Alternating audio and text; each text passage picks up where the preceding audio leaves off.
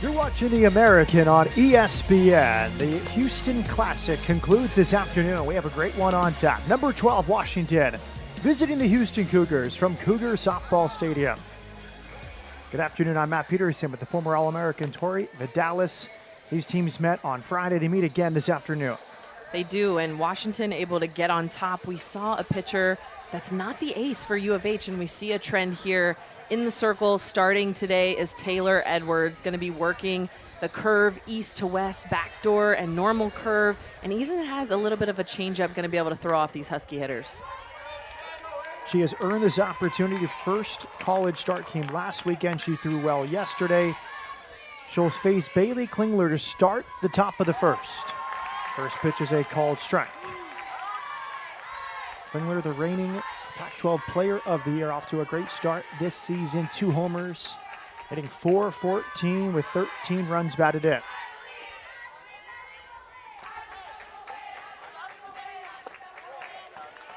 Inside for a ball. Here is the batting order. Presented by Memorial Hermann Orthopedics. Heather Tarr in her 19th season. We see Klingler, Johnson, Reynolds 1 through 3. Very strong 1, 2, 3. Of course, Bailey Klingler leading the charge in that leadoff spot. So much power. And then you've got Olivia Johnson, who also has some pop of her own. Reynolds has a couple home runs this season, but Madison Husky has really been seeing the ball well as of late. Avery Hobson moves up to the DP position, batting 5th. She was a pinch hitter on Friday against Houston. These teams played on Friday. Washington won 6-3, bounced to third. Coleman has it. Over to Shaw for out number 1. A huge out. This is an out that's going to set the tone for the game. Bailey Klingler is such a talented hitter, and Edwards able to retire her in 3 pitches. You've got to feel some good energy going into the second at-bat. Olivia Johnson grew up in Pearland, just south of Houston. She looked really good at the plate on Friday. Tori smoked a couple extra base hits, 1 to right center, 1 to left center.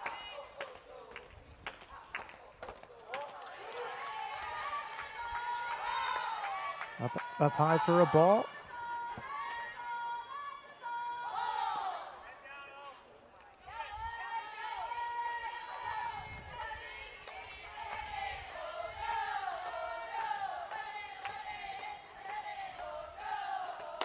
Outside for a ball. Here is the defense behind Edwards today. Thomas, Holsey, Repa left to right in the outfields. Brown, the catcher. Pretty familiar lineup all weekend.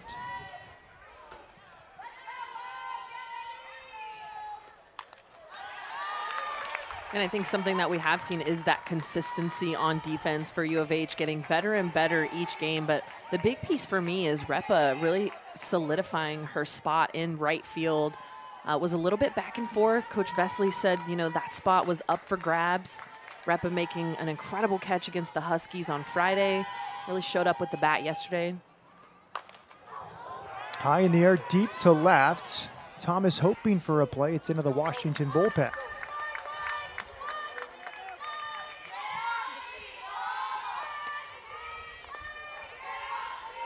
Johnson went to Dawson High School in Pearland, a sophomore with good power, excellent behind the plate as well.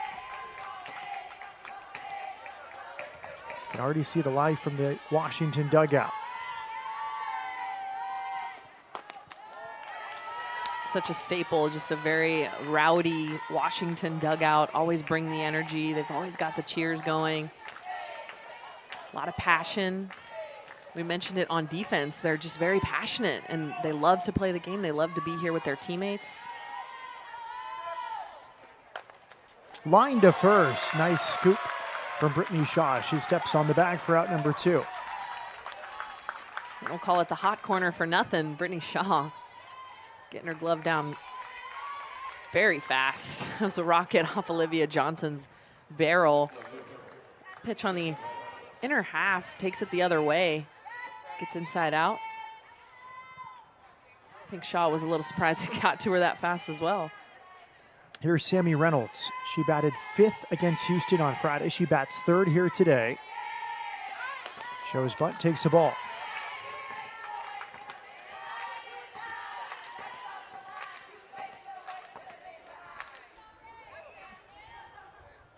Reynolds batting .500, 10 hits and 20 at-bats, 2 homers, 2 doubles.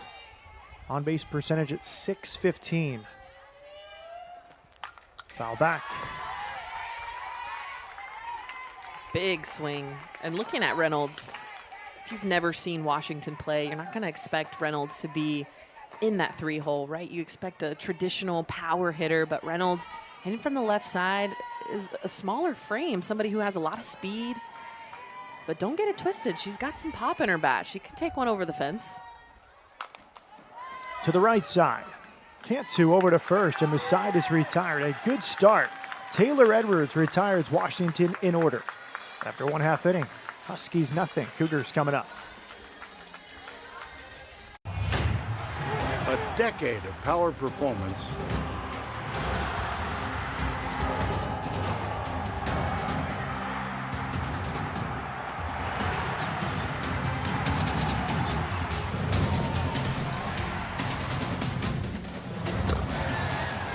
And a vision for a powerful future.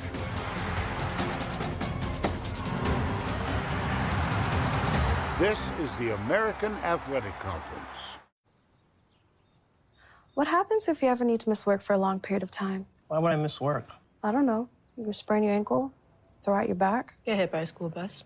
or a regular bus, Get kicked by a horse. Fall off a ladder. bathtub mishap, Polio, Boating accident. Stuck by a fork. rabies. Wolves. scurvy.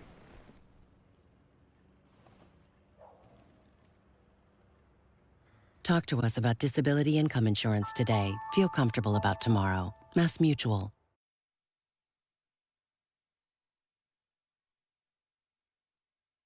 Houston's turn in the bottom of the 1st inning. Good crowd on hand at the Cougar Softball Stadium. And the Cougars will face Ruby Malin, the freshman phenom, who has not allowed an earned run through 20 innings this season. Ruby Malin, if you have not heard her name, you should get used to hearing it. She is going to be such a bright star for this Washington staff. And she throws hard. That's the big thing about her. She's got upper 60s, drop ball. She's so challenging to hit off of. She's got more of that power, velocity. Looking forward to seeing her pitch against the Cougs today. Here's the defense presented by Memorial Hermann Orthopedics. Johnson behind the plate. Holtorf, Fiedler, the middle infield. Carter's in center field. Janiyah Thomas takes a strike. She looked so good at the plate yesterday. Now 14 hits and 31 at-bats. 4 hits in the nightcap, including a double to cap her night.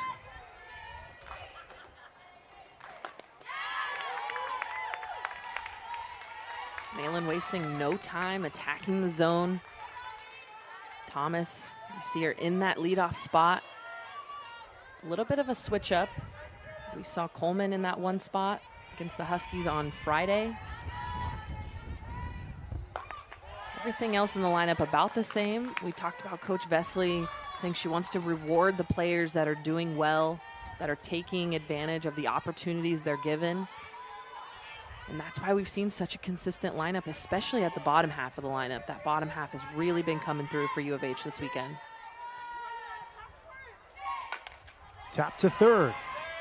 Klingler, strong throw to first to retire Thomas. Such good defense by Bailey Klingler. I mean, Thomas doing what she does best, putting this ball on the ground. Klingler getting it, charging it on a short hop, throwing across her body. Make it look so easy. Now it's Coleman standing in. Transfer from Oklahoma. Hitting .500 on the season. 15 hits and 30 at-bats. 1 homer, 2 doubles.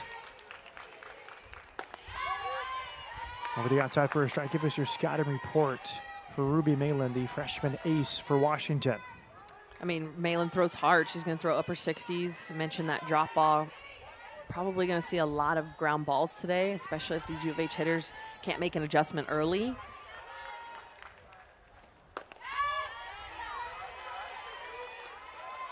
If you want to elevate the ball, especially a drop ball, you've got to get it out in front. It makes it so hard because out of the hand, it looks like a strike. By the time it gets to you, it drops out of the zone and really ends up being a pitch that's difficult to elevate.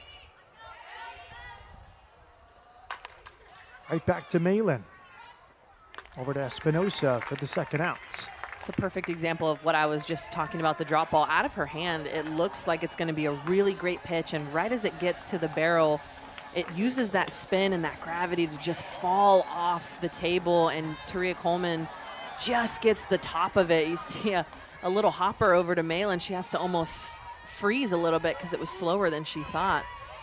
She's going to be seeing a lot of ground balls if she can continue with this drop. Brittany Shaw takes a strike.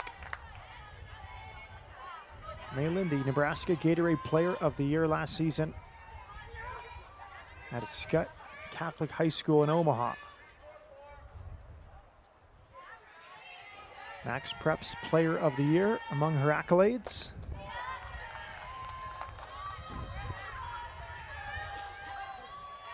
Rated as the number 13 recruit by Extra Inning Softball in the class of 22.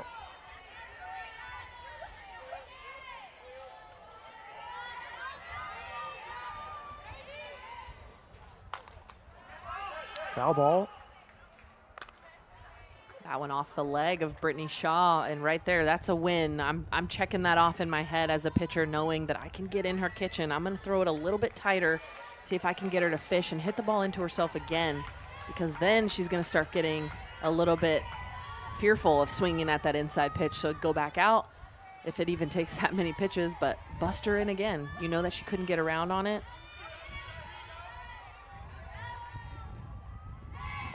Swings and misses. 2 ground outs and 1 strikeout for Ruby Malin. After 1 inning in Houston, no score.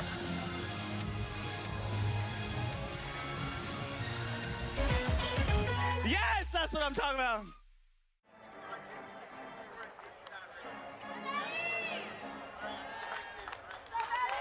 Second inning now from Cougar Softball Stadium. Matt Peterson with the All-American Tori Vidalis. Second meeting of the weekend between these two teams. Washington won 6-3 on Friday. First pitch hit to third. Nice pick from Coleman. Over to Shaw for the out. Hot corners getting some love today. Third and first base both seeing some hard hit balls. Coleman able to handle that one. Maddie Husky retired on 1 pitch.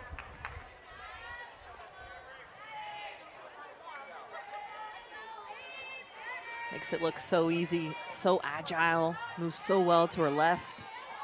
Makes it really easy for Lorenzo not having to field that in the 5-6 hole. Avery Hobson now. She bunts it back towards the circle. Edwards throws, not in time.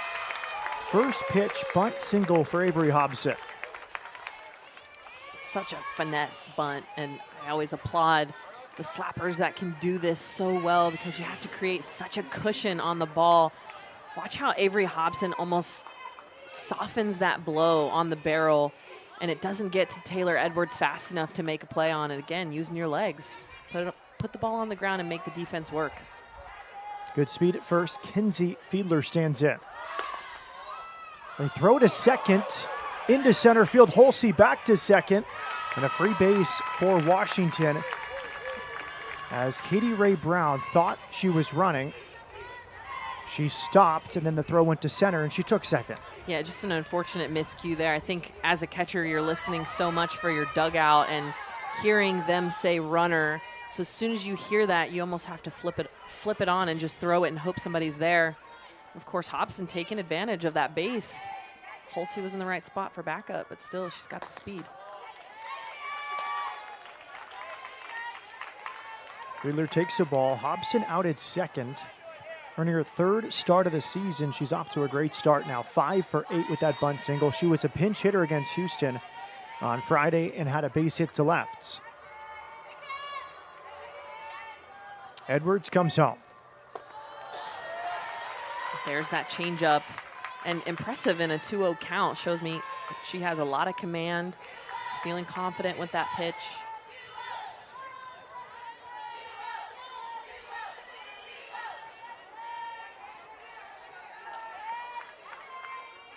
Fiedler out of Lee's Summit North High School in Missouri.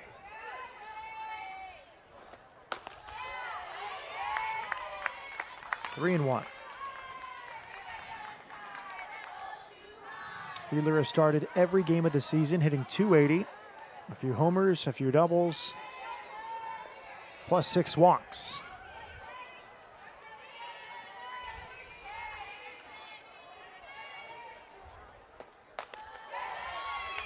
She draws the walk. And a good hold. Fiedler wanted that one. Last second, she's able to hold her hands back. It's definitely out of the zone that you want to stay within.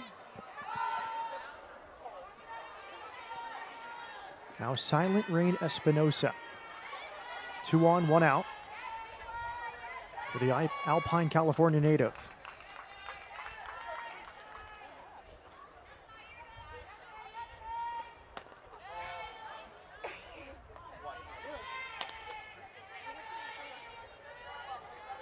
Espinosa hitting .316, 3 doubles on the season.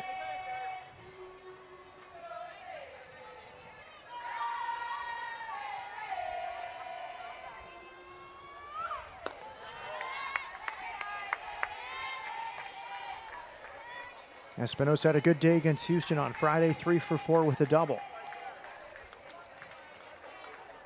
Edwards falling behind Espinosa after walking Fiedler.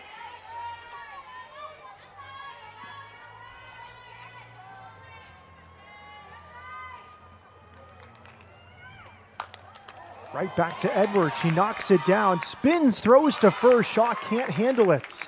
The bases are loaded.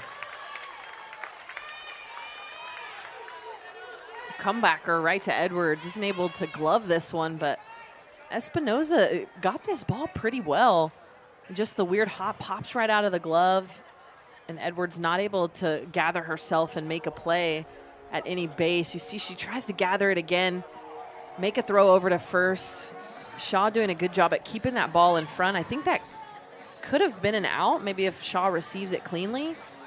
But again, Edwards is firing that ball over there. It's a mix between having some finesse and having some sharp speed on that ball over there to first to have a chance at getting Espinosa out.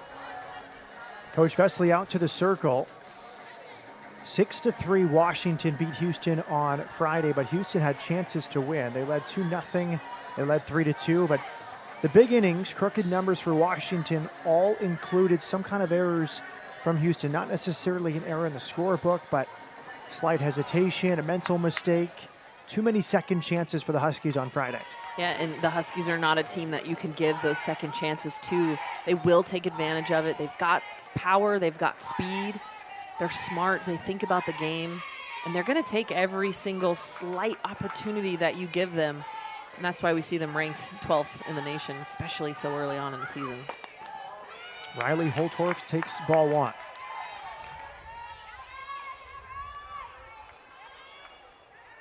Holtorf has started every game hitting .304.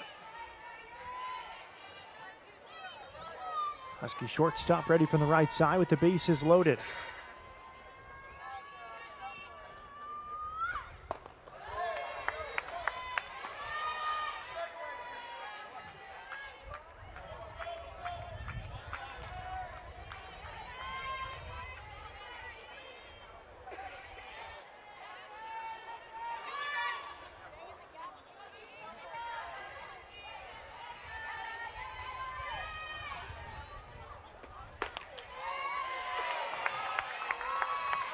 3-0.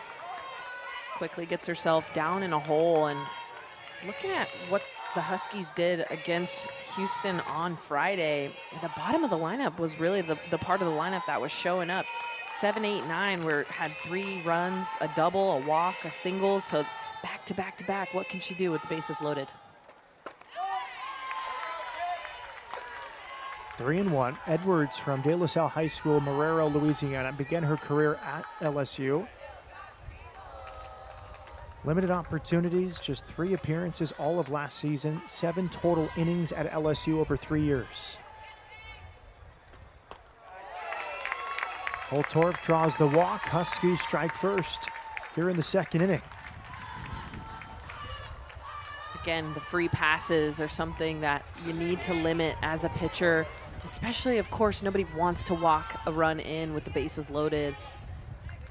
Edwards has to attack the zone early, not get herself in a hole, make the Husky hitters get themselves out, or at least give yourself a chance to make a play. Here's Brooklyn Carter.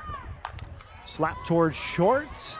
Mishandle there by Lorenzo. 2-0 Huskies.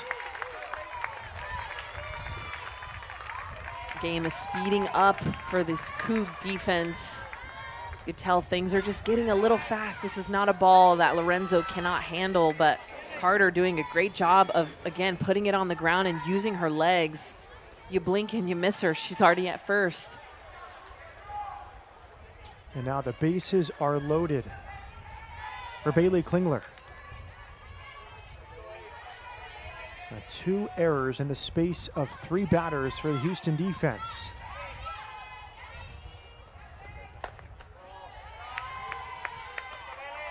Pitch misses outside. Jamie Woods is the home plate umpire today. Jason Jones is at first. Rob Shorts, the umpire, at third. Dangerous moment here for Houston. Down 2 with the bases loaded, only 1 out, and Klingler at the plate.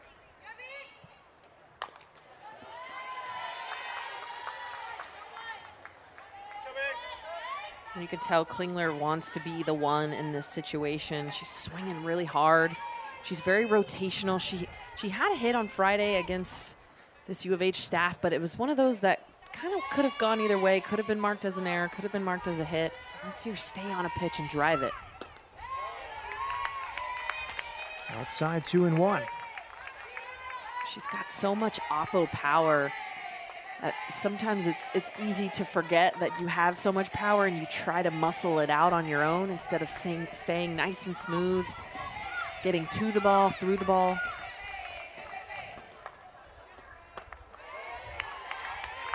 She's got a good eye right now. You can tell she's locked in.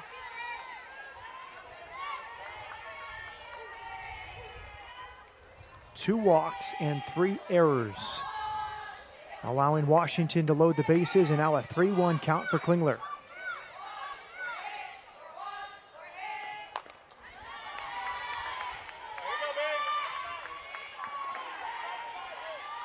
Activity has begun in the Houston bullpen. Kenna Wilkie, the Houston ace, is getting loose. Maddie Boyd also standing up. She started against Washington on Friday, went 5 innings.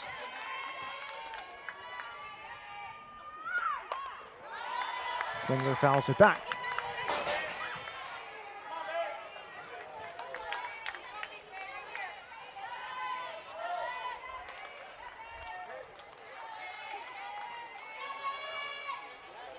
Wilkie 33, Boyd is 23.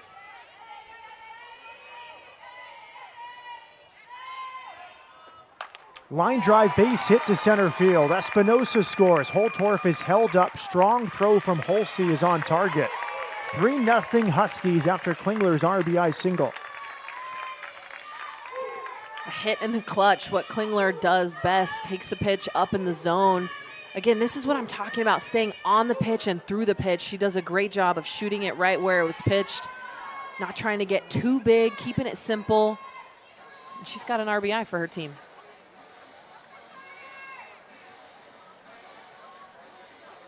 Coach Vesley walks out to the circle. Olivia Johnson due up. And the call will be made.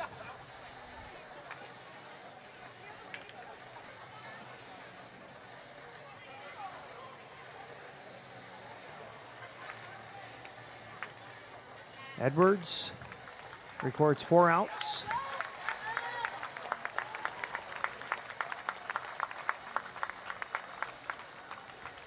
Huskies have 3 runs in. It'll be Kenna Wilkie to try to limit the damage when we come back to Cougar Softball Stadium.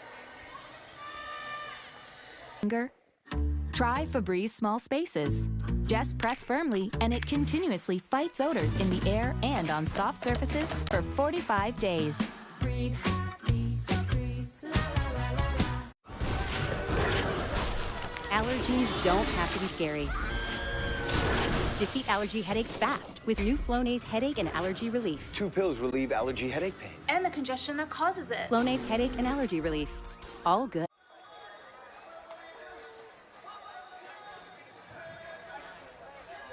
Kenna Wilkie into the game here with 1 out in the second. Bases loaded for Washington. 3 runs in as they knock out Taylor Edwards. Kenna Wilkie tried to close out Friday's game, entering with a 3-2 lead against Washington, but not at her usual self and best stuff, and Washington rallied for a 6-3 win. Yeah, and Kenna Wilkie is going to really try to get in on the hands of the righties with the screwball, little rise ball mixture. She will throw a change in there as well, but Coach Vesley said when she's on her stuff, when she has her best pitches, she is carving a curveball at the knees on the glove side. So it would be away to Olivia Johnson into a lefty. That's how you know that she is just feeling herself. She has command. She's sharp on the corners. So I'm looking for that curveball at the knees today, glove side from Kenna Wilkie. Edwards doomed by 2 walks and some shaky defense behind her. 3 errors in the inning for Houston. Good pitch.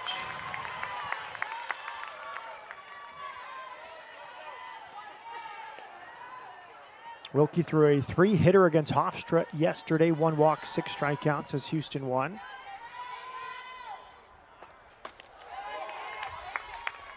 A good hold by Johnson. It's so easy, especially in a big situation like this, to want to swing at that rise ball. The ball, when it gets closer to your eyes, it almost is more enticing because it almost seems easier to hit as it gets closer to your eyes, but it's actually quite the opposite. And she's hit by the pitch. On 2-2, Wilkie hits Johnson. And it's now a 4-run inning for Washington as Holtorf comes in from third. This is a tough break for Wilkie. You can't come in bases loaded and hit the first batter you see. Your team needs you to come in there and change the momentum, shift something towards your team. Got to put a stop to this here and find an out the best way you can. First pitch swinging, Reynolds out to left. Thomas makes the catch and throws to third. Brooklyn Carter scores, tagging up from third. That's all it takes, a little sac fly action. Sammy Reynolds pushing it out, and with Carter at third, you know she has so much speed. It's too deep to try to throw it all the way home. Thomas doing a good job of just getting that into 3, keeping Klingler out of, she's in scoring position, but 60 feet further away from home. Inside for a ball, it's Madison Husky at the plate. She began this inning with a ground out to third. Taylor Edwards retired the first 4 Huskies, but then did not get another out as it went bunt, single, walk, error, walk, another error, and then Klingler's RBI single was the last batter she faced. This is popped to shallow right. Katie Repa will make the catch. The Huskies, a crooked number. 5 runs across for Washington after 1.5 innings. Washington leading 5-0 Washington as we go to the bottom of the second. Matt Peterson with the All-American Tori Vidalis. Katie Repa stands in to start the second against Ruby Malin.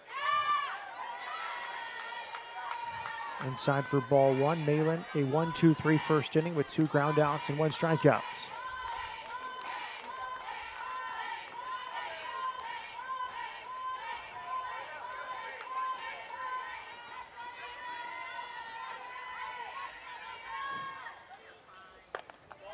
Repa takes inside for a ball. Had a good conversation with Coach Tar about the recruitment of Ruby Malin. She told us that first time they saw her was at a travel tournament in Minnesota and was actually looking at a different pitcher, and they saw her and they began a good recruitment, and now one of the best freshmen in the country wearing the purple for Washington.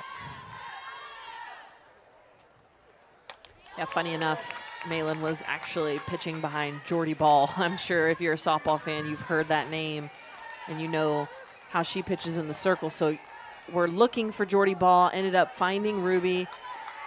Didn't really know what they were going to get from her. It was during a weird time during COVID. They said they saw her hitting, rounded first, you know, and she's a tall girl. She's athletic, and she's a pitcher, right? So you see a leadoff walk for Repa. Good job to get some momentum for her team, but when you're looking at a pitcher, you're not expecting them to kind of, you know, round the base really hard and act like they're going to go to second, or just do some of the athletic things that you see maybe some speedsters doing that you don't often see a pitcher doing. And Coach Tar said she saw that, and she's like, oh, okay, this pitcher is competitive. I like watching her. And it's only little things that you can see from Zoom. So she said that was one of the things that stuck out to her. And so obviously she kept following her, ends up being a Gatorade Player of the Year. And now she's here at Washington trying to have a phenomenal career with the Huskies in the circle. Following a couple greats, Gabby Plain, Taryn Alvello. Repa walks. Now it's Bree Cantu in there for a strike. And that athleticism is so valued. I think in softball, in baseball, it is valued quite a bit. I think back to Jacob deGrom with the Mets. Didn't pitch much in college at all. Wanted to be a big league shortstop. But the Mets saw his athleticism as it's bounced to short. Holtorf to second for one. The relay, not in time. Fielder's choice puts Cantu on as Repa is retired at second.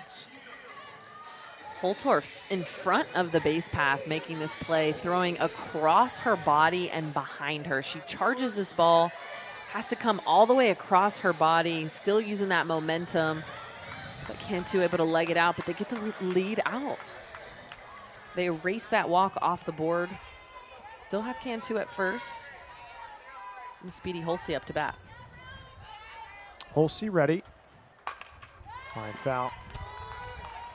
Yeah, the Mets like the athleticism of deGrom and the fact that he didn't have many innings on his arm, kind of a late bloomer. And the same applies here. And as Coach Tar told us, the fire in her eyes. She wanted more innings. Ball kind of dominated the innings. Kind of a point to prove for Ruby Malin.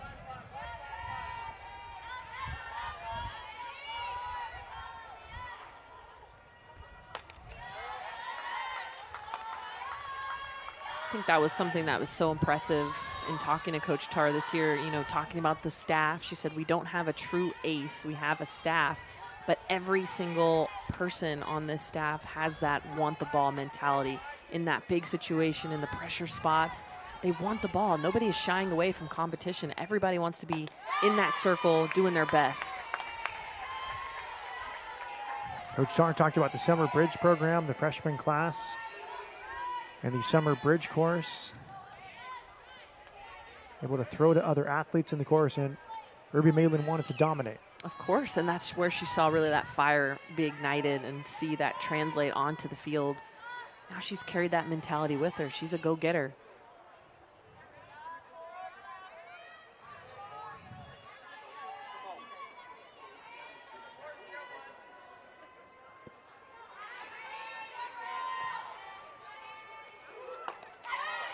Two balls, two strikes.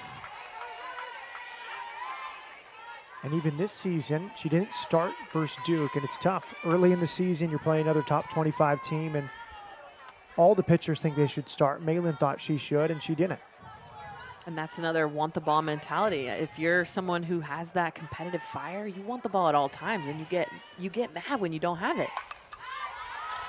Holsey fouls it back. But to have that mentality in a freshman with someone that has as much talent as Malin does, Coach Tar says the ceiling is incredibly high for her. I'll go out on a limb and predict that she's going to be an All-American at least twice in her career, at least. And that's as she is right now. Hasn't shown us much, but you can tell when the pitcher's got it, and I think Malin's got it.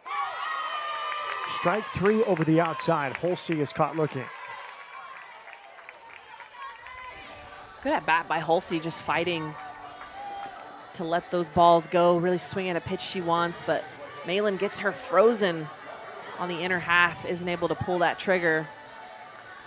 Trying to get herself out of that leadoff walk she issued to Repa at the beginning of this inning.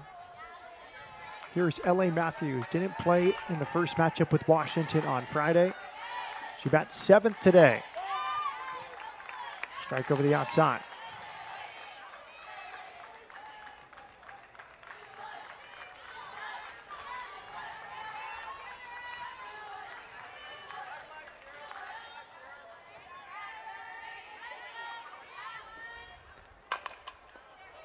Up the middle, nice backhand play, and Fiedler will step on second for the force outs. Malin pitches past the walk. After 2 innings, it's 5-0 Huskies.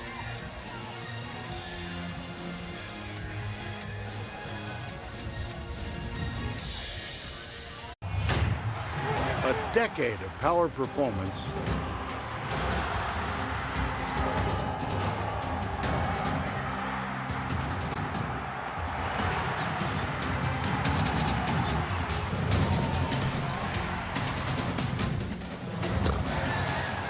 and a vision for a powerful future.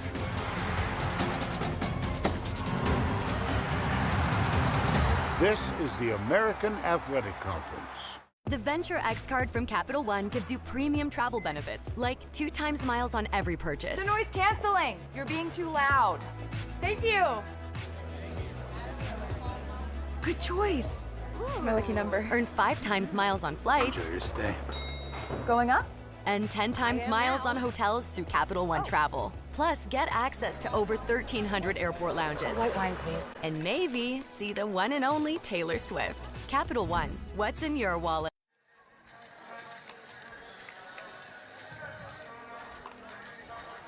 Cougar Softball Stadium in Houston. Perfect softball weather. 73 degrees. Humidity at 63%, and the slightest of breeze is out towards right center. Ready to put on the uniform and get out there? I am. I was about to say, you can't draw up a better weather day than this one right here, and a well-deserved one after 2 chilly days of softball. I know these players are extremely excited to see the sun today. Avery Hobson will lead things off here in the 3rd inning. She takes a strike. Hobson had a bunt base hit in the 2nd. Finding her opportunity again. Worth noting, Washington, number 12 in the country, 17 total players on the roster. For Coach Tarr, if you're on the roster, you're probably going to play. Hits a 3rd. Coleman has it, high throw, but Shaw keeps a foot on the bat. Yeah, able to make the out. Coleman, strong defensive play. I was a little worried there about that throw. But Hobson just put it on the ground, trying to give herself a chance to leg it out. Shaw has to go up. Good job at staying out of the way. Those are always really scary over at first base with speedy runners. Got to make sure your foot's in the right spot, not colliding with anyone.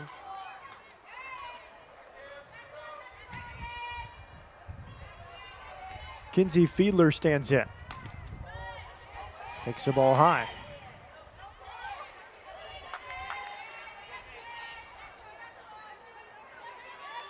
11 home runs last year for Fiedler. All freshman team in the Pac-12.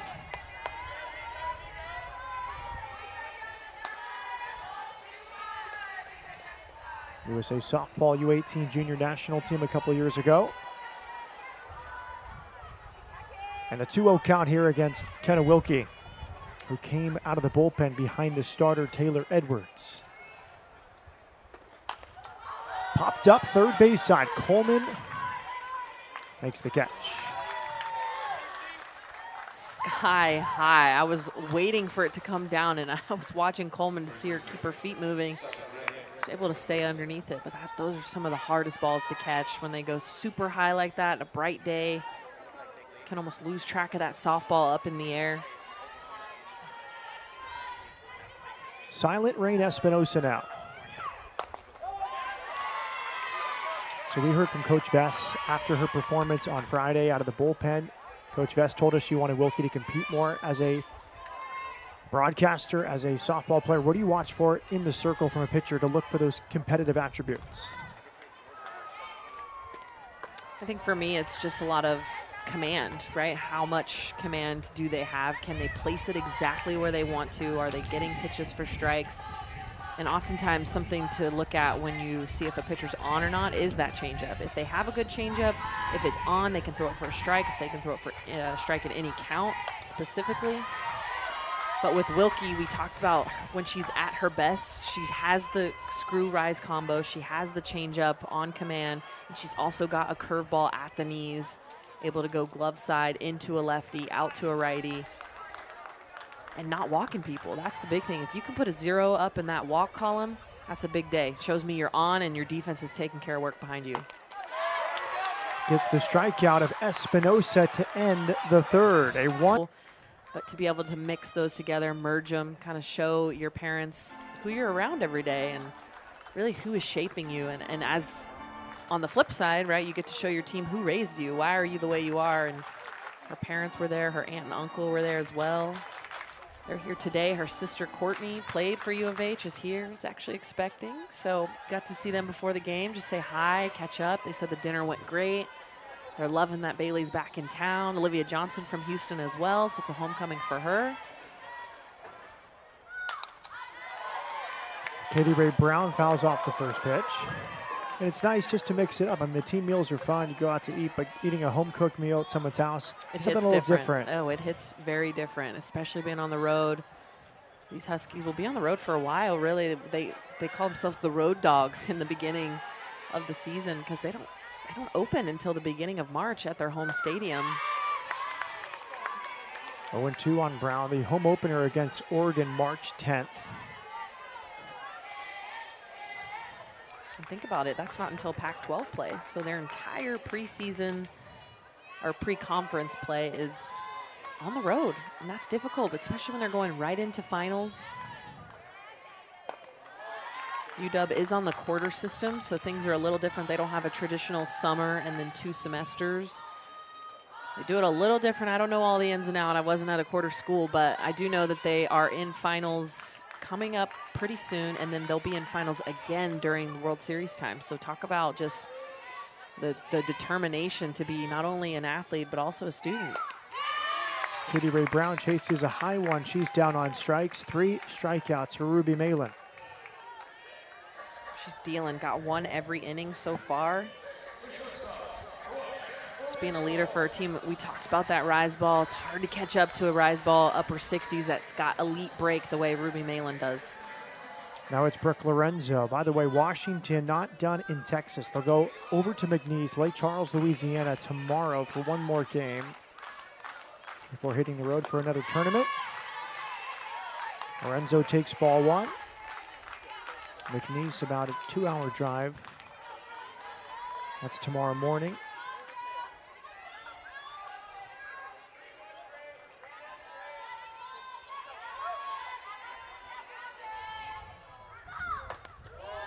Up and in next week, they'll be at the Mary Nutter College Classic, Cathedral City, California. Taking on Bethune-Cookman, Kentucky, Long Beach State, UC San Diego, and San Diego State. Lorenzo has a 2-0 count. Nice play at third from Klingler. She catches it on the fly for the line out. Solid contact, but an even better play by Klingler. Wow, I have to pick my jaw up off the ground. A shot. This ball is so close to touching the ground, and Klingler going backwards as she's diving for this ball to be able to put herself in the right position. Brava, Bailey Klingler. Phenomenal. And this was when we wish we had the boot camp for the reaction of Tori Vidalis. Mouth. Palpable reaction from the All-American. Well, and too, like, you don't understand how fast this ball is coming. You know, a lot of people are watching a game on TV. Things don't look as fast. You know, the ball doesn't look like it comes in as hard. Ruby Malin probably doesn't look like she's throwing hard on TV. But in person, the ball moves a lot faster than it looks. And Bailey Klingler was playing in front of third base. on a lefty hitter. So a good just pathway to just slap that ball right at her. Doesn't have to do too much, but the hands is what you're looking at as a corner of if they're going to turn open onto this ball or if they're going to stay on it and kind of drive it. Oppo, same thing for righties. But 2 claps for Bailey Klingler. Wow. Slap towards the Washington bullpen by Thomas. Thomas grounded to third her first time. The outfield shaded for Thomas to go the other way. The right fielder, Madison Husky, is in straightaway right center field, probably 50 or 60 feet from the right field line.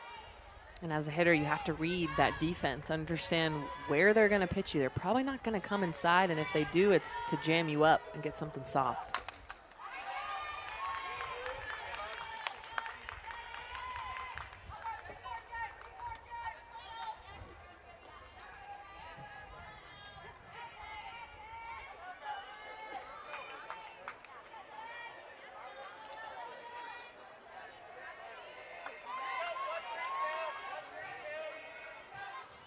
One and two with 2 down for Janiyah Thomas. To short, Holtorf sidearm to first in time. A 1-2-3 inning for Ruby Malin.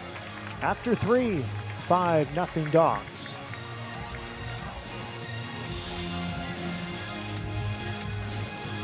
Did you know one of Nissan's EVs survived the North Pole? And one can go... Pitch misses inside. Holtorf made the final play defensively to end the 3rd inning. She starts the 4th inning. 8-9-1. Holtorf, Carter, and then Klingler.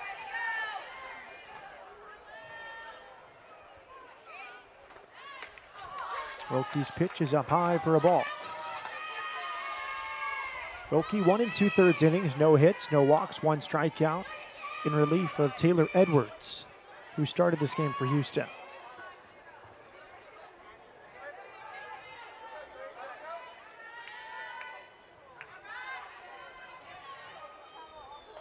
Fun scouting report for Riley Holtorf from Coach Heather Tarr. Concise, utility, everything competitive. When you're so good that they just have to put everything. What is she good at? Everything. Says a lot about her and just her skills, how athletic she is. She really can play any position you need her to, but such a mainstay at shortstop. 4-pitch walk. Holtorf has drawn 2 walks today. Now it's Brooklyn Carter. Excellent speed. Reached on an error from the shortstop Lorenzo. It was a tough inning for the Cougars. The 5-run second. 2 walks were issued, 3 errors were committed. And Washington a crooked number. Swing and a miss from Carter. We talked about, in the open, just you cannot give the Huskies any room to take advantage of your mistakes. The moment you do, they will put the pressure on you. They will make things happen, whether it's with their bat, their legs, speed that they have.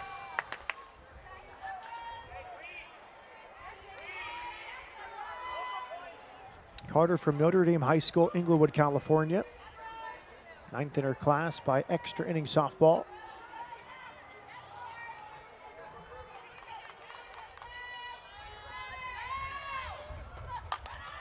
Popped up foul. Coleman did not get there. She came so close running into the wall. Coach Tarr checks on Coleman.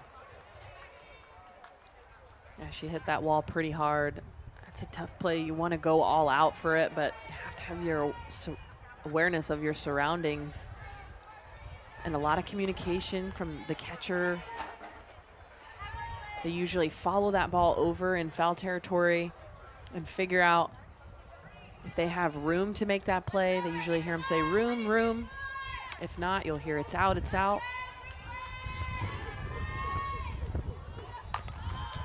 Past Coleman, Lorenzo Field. Strong throw to get Carter. Coleman is a strong third baseman, and when she can't make those plays, Brooke Lorenzo is going to back her up and finish it out. A strong throw from the shortstop in the 5-6 hole. I love that she throws it a little bit lower on the ground, travels faster through the air. Anytime you sail a ball up, it's going to give you less time. Woo, it's as close as it can get right there. Brooklyn Carter, a ton of speed, and Brooke Lorenzo with a great throw. Pitch is outside. Been impressed with the umpires all weekend. Jamie Woods, Jason Jones, Rob Schwartz has this game, but there hasn't really been one missed call that we've seen.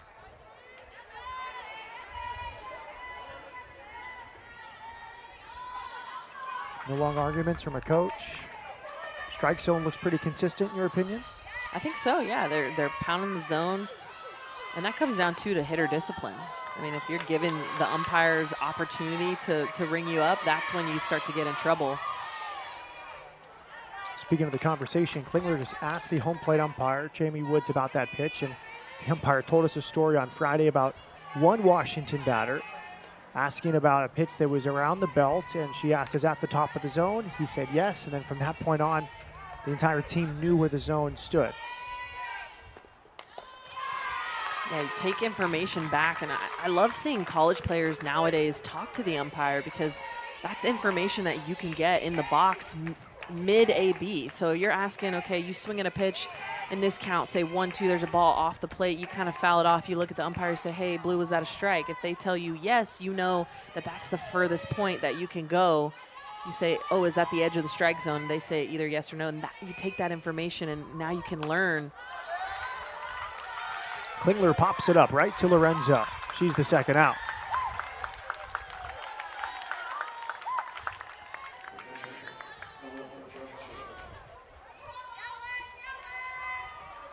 Olivia Johnson. Bounce to first. Her first time was hit by a pitch during the 5-run second. Pearland native returning home. 2 loud hits on Friday. One a double, one a single.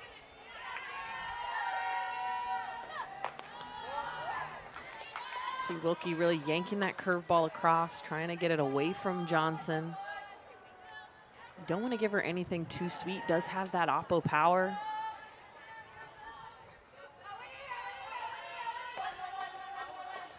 Johnson, all freshman team in the Pac-12 last season.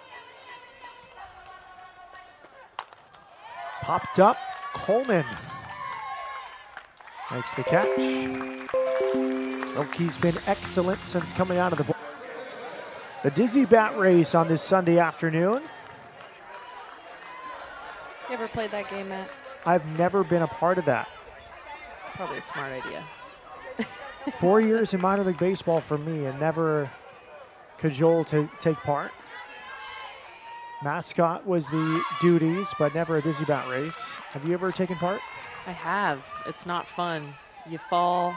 You can't figure out where you're going. You feel like you have 2 left feet. Coleman stands in. It's a 1-0 count as she faces Ruby Malin. Huskies up 5-0. I found with those Dizzy Bat races, the first one out of the box often loses. Because they're going so fast, they're too dizzy. It's all about strategy.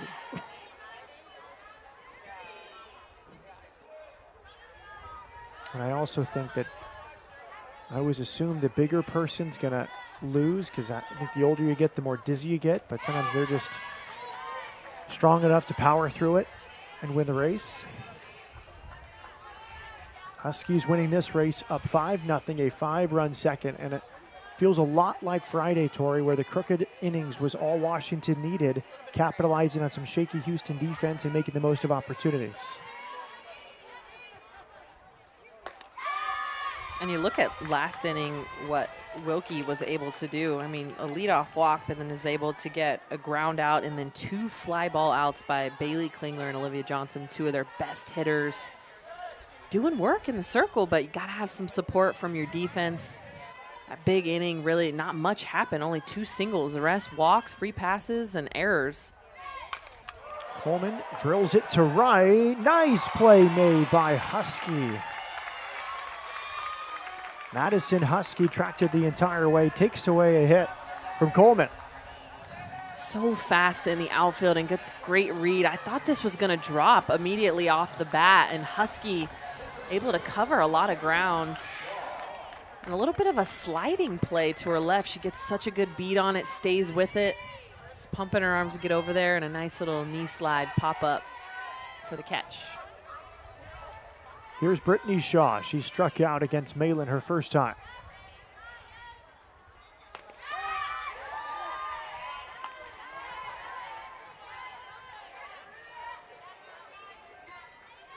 Cougs looking for their first hit.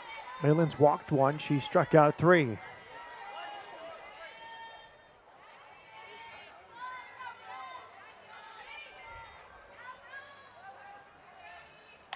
Foul back.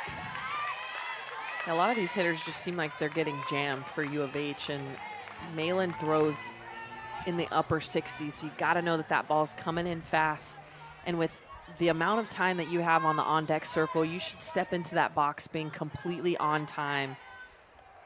You have so many pitches to learn from before you get in the box, whether that be from your teammates in front of you, whether that be the people that are in the game and you're not, and you have a pinch hit opportunity at the end. You see Shaw go down again, her second K of the game. And Ruby Malin just showing out. She's got an up ball, she's got a down ball, but when you throw so hard, it's easy to get on the hands, get into a hitter's head, but then she goes back down with that drop ball, gets Shaw to swing right over the top of it. Ruby Malin is dealing in the circle for the Huskies. Now it's Katie Repa. She walked her first time.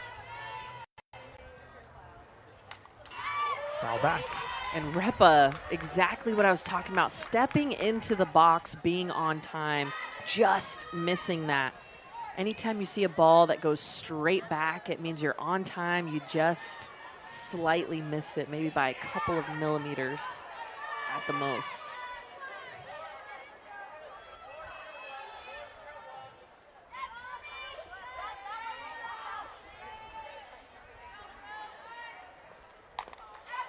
Check swing, back to Malin, over to Espinosa, and Repa retired. Ruby Malin, 4 innings pitched, 0 hits allowed in the second. She's now 0 for 2. Here's Madison Husky, made a great catch, sliding in the bottom of the 4th to take away a hit from Taria Coleman. Now she stands in and lines one into right for a base hit in front of Repa. This was the adjustment that the Huskies needed to make, and Maddie Husky is able to make it. Just shoots it to the right side. A lot of these Husky hitters have been flying out, grounding out to Tariq Coleman at third base. She's able to stay with a pitch up in the zone, flat barrel. She finds herself at first base. Avery Hobson showing bunt. Transfer from Oklahoma State. Pitches up. She had a bunt base hit, came around to score in the second. Last time she grounded out. Played high school travel ball with Kinsey Fiedler, native of Belton, Missouri.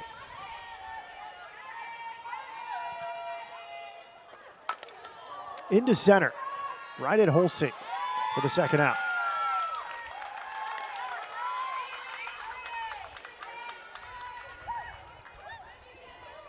Wilkie has been excellent. 3 1/3 innings. Out of the bullpen. Avery Hobson trying to get something going here, but doesn't get enough juice on it. Paige Holsey able to get under it, and they've got 2. Look at just what they were able to do in the second inning. Only 1 hit. 1 hit at the beginning of the inning of all the madness that happened, and then 1 at the very end with Bailey Klingler on RBI. That was the last run they would score, but in between that, a walk, an error, a walk, another error.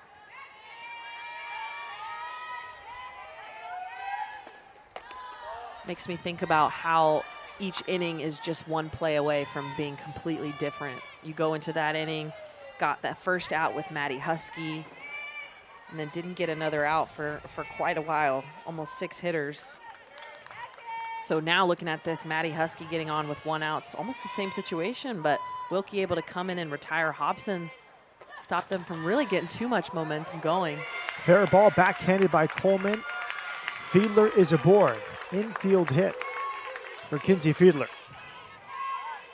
And of course, as I say that, Fiedler must have heard me, and I jinxed it for them. But Fiedler doing a great job again, getting a pitch on the outer half. And Coleman, this is what all she can do with the ball, right? She's trying to keep it in the infield, doesn't want it to get past her. Maddie Husky at second base has a lot of speed. Of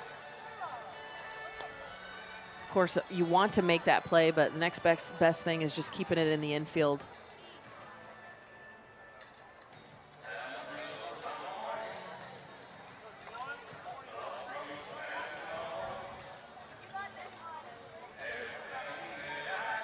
Pinch hitter here for Washington.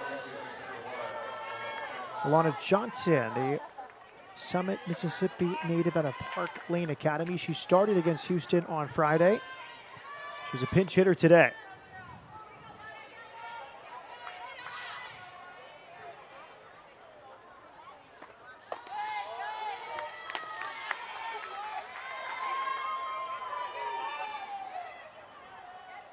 On Friday, she batted 6 as the DP behind Sammy Reynolds.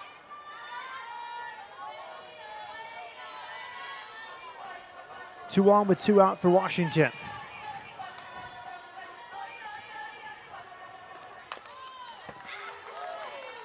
This game gets a little bit interesting with Johnson coming up to bat. She would be the run rule run to put the run rule in effect. We are on the top of the 5th, so U of H does have another opportunity. But if Johnson were to launch one out of here, all 3 runs, one swing could change this game.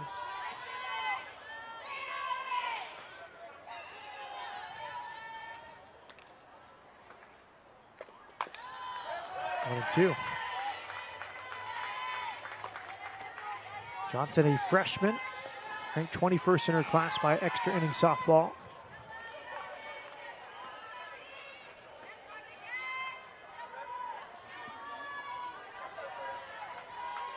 Behind in the count, 1 and 2 against Kenna Wilkie.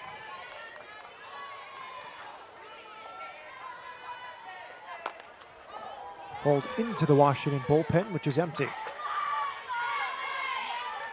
And even if Johnson, of course, if you're the Huskies, you would love to see that long ball, but really just getting hit, pushing Hobson across. Excuse me, Maddie Husky. I'm looking at my scorecard. There's so much going on, but Husky, you want to push that across. They haven't scored since the 2nd inning, so really you want to win every inning, but to go 2 innings without scoring, you want to push one across, keep some momentum. High fly ball to left, foul ground. And the catch made. Nice inning once again for Kenna Wilkie.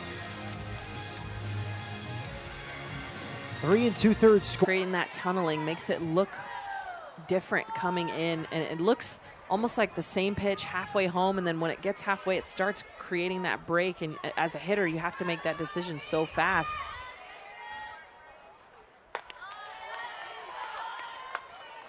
But that's going to make her elite throughout her career if she can have not only just a good drop ball, but also something to counter it, like a good rise ball with sharp break. Going to see a lot of Ks.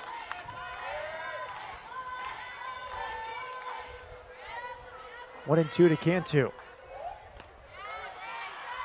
Now Malin made her college debut against Duke. 3 innings, 2 unearned runs allowed, and a 4-3 Washington win. Impressive 3 scoreless innings against Oklahoma and a 5-4 loss. She allowed 2 hits, no walks. Let her defense work behind her that day. No strikeouts against the Sooners.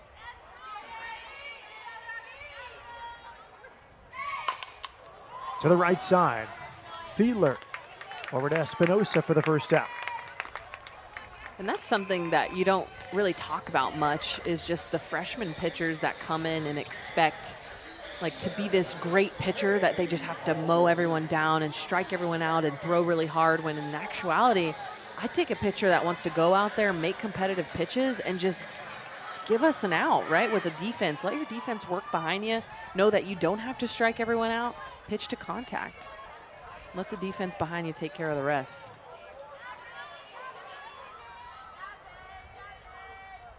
Wolsey takes ball one, and that's something that Coach Vest talked about with Kenner Wilkie first time against Washington. Want to see her compete more, and you bring up a good point. By competing, you're making competitive pitches. You're letting your teammates behind you compete. You try to strike everyone out and you miss the zone and you issue a walk. Your teammates don't have the chance to compete behind you. Yeah, and also I think when you're striking everyone out, it almost is kind of like a shock when someone hits the ball hard somewhere because your defense isn't as ready. But when you're pitching to contact, you're making good pitches, I feel like your defense is just more in it behind you. They're ready for anything. You know, they're going to go all out for you knowing that you're in the circle giving your all.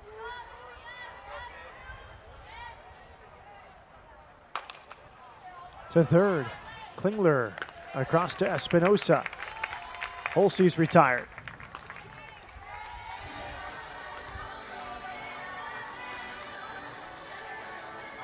L.A. Matthews is next.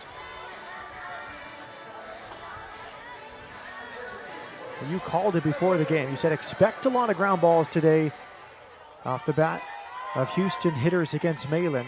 8 ground ball outs, 2 fly outs so far. That's what that drop ball does. A heavy drop causes people to catch the top. But then also you see the fly balls using that rise ball as well, mixing it in.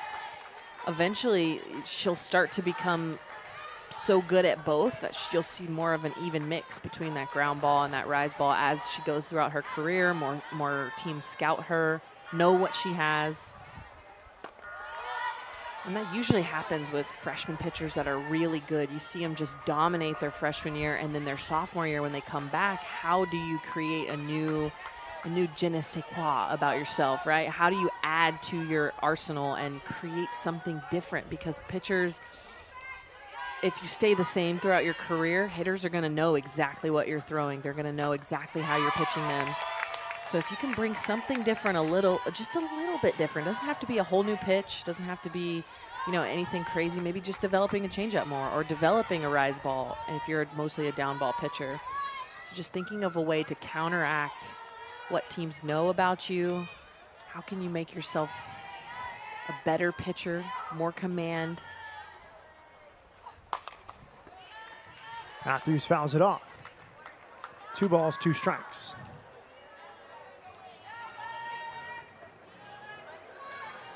And Malin, when she needs to, can show the strikeout stuff. 12 strikeouts against Hofstra this weekend. She had 10 against Liberty last weekend.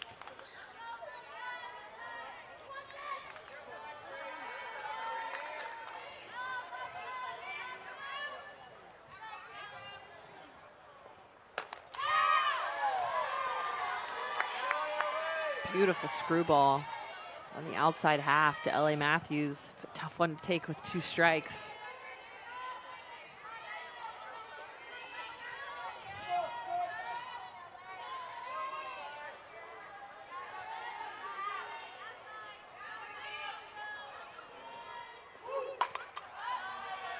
Matthews stays alive.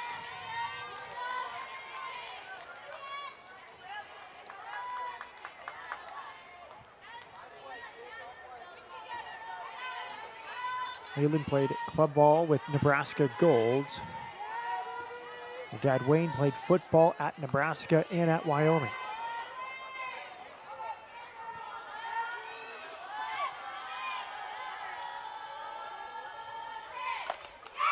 Fouled into the glove of Johnson. 5 strikeouts and 5 hits. Paige Holsey and the Cougars trailing 5-0 as we start the 6th inning. Matt Peterson with Tori Vidalis, the All-American. Riley Holtorf will stand in again. 2 walks so far for her today. Wilkie's pitch misses for ball 1.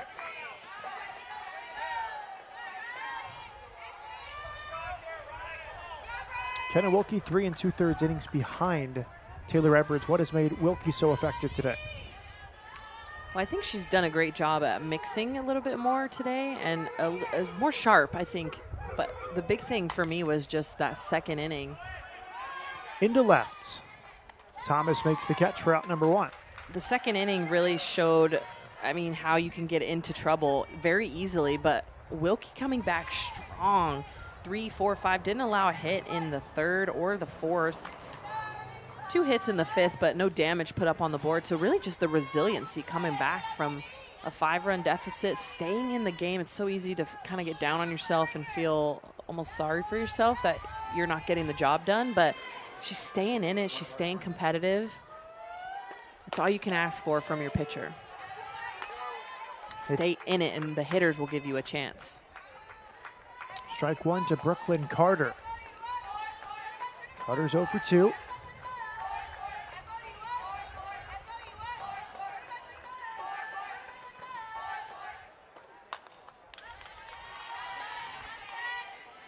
Oh 2 on Carter, who makes her 3rd start of the season. Great speed for Carter, already 5 for 5, stealing bases. We saw her with the steal as a pinch runner on Friday.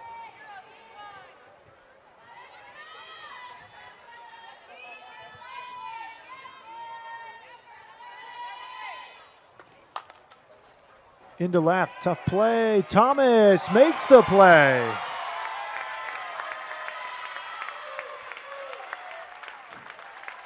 You have to love the communication, the effort from Thomas in left field. Lorenzo knows that this is going to be a hard ball, and Thomas knows that she's going to have an opportunity at this, but only if she's able to lay out full extension. And this is the ball that you want to dive on, something that goes up and down. She's able to get perfectly underneath it, timed up, diving catch. Thomas in left field holding it down. Yeah, looking more and more comfortable game by game, in my opinion, Tori. She had, a miscommunication last weekend. She ran into Paige Holsey on a ball at the wall, but I think every game she looks more and more comfortable for the former third baseman. Yeah, and that just comes with time and experience at that position. I mean, as you go through the season, you learn each other's ranges. You figure out, okay, what balls do I know I can catch? Like that ball right there is a ball that Thomas knows she can catch, and Lorenzo has to know she can catch that as well, so that she gets out of the way when Thomas calls the ball, right? She says mine. She knows automatically, okay, this is her ball. She knows she can get to it.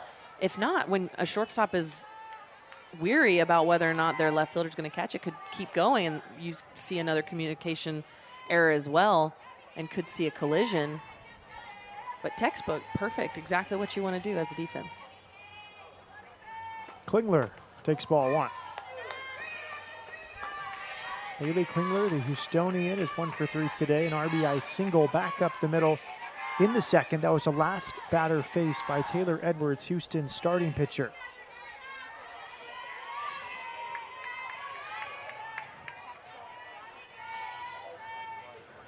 Three balls, no strikes. Time called.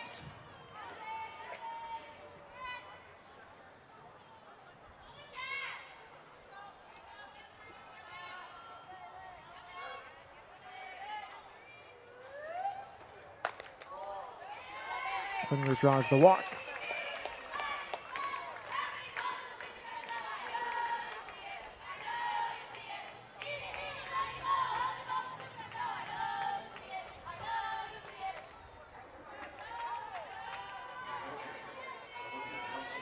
Now it's Olivia Johnson.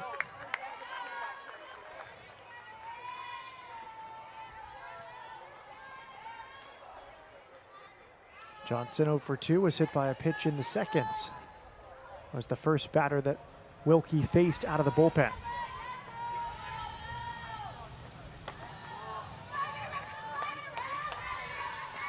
Last inning, able to retire both Klingler and Johnson with 2 sky-high fly balls on the infield.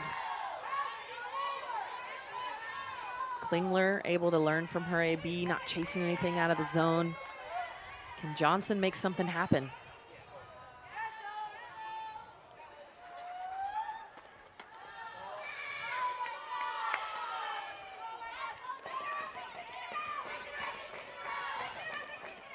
Courtney Oliver out of the dugout. She is associate head coach, not the full-time pitching coach. That's Lacey Waldrop, but Oliver handles pitchers that throw similar to what she threw at Hofstra.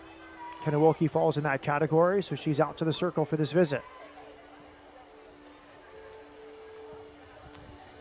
Checking around the top 25 scoreboard, Baylor hosting Oklahoma. Baylor leads 4-1 in the fourth. They've scored 4 runs against Jordy Ball today.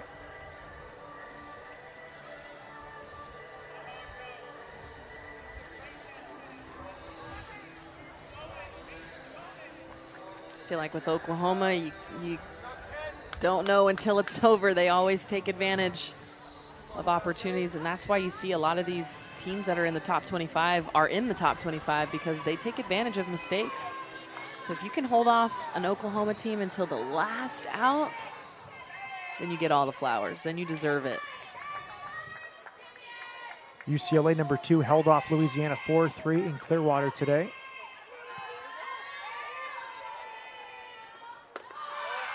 Johnson takes the ball.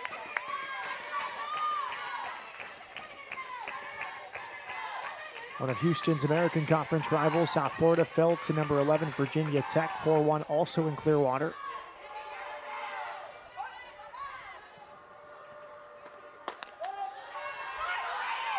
Johnson takes a strike.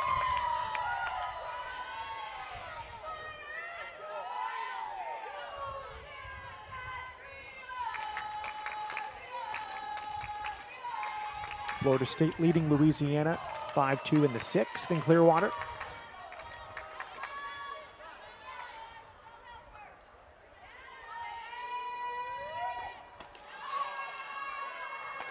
Back-to-back walks. Johnson follows Klingler with the base on balls.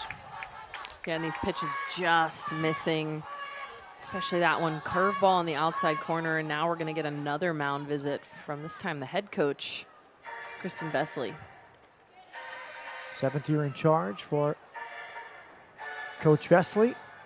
Star at Oklahoma in her playing days. Trying to get Houston back to the NCAA tournament. They were regulars there before COVID and now trying to compete in the American. It's Maddie Boyd in from the bullpen. She started against Washington on Friday, went 5 innings, and she comes on with 2 on and 2 bat. Lynch, the pinch hitter. She bats here for Sammy Reynolds. 2 on and 2 out.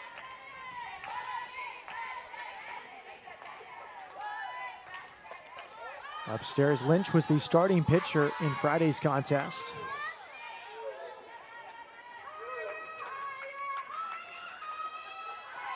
At the plate this season, 1 for 8, but 4 RBIs. She had 3 RBI against Liberty last weekend, including a double.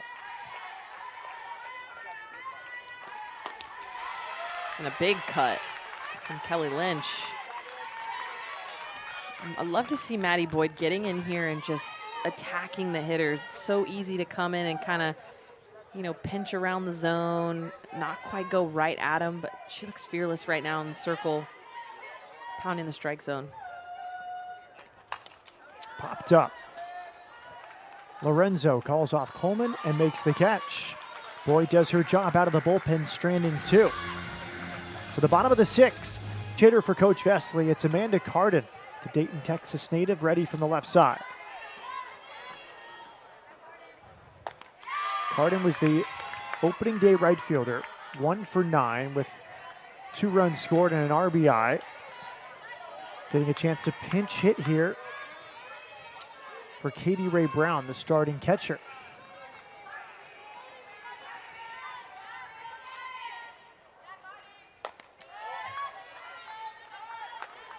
I'm already seeing a good AB. I mean, attacking very first pitch.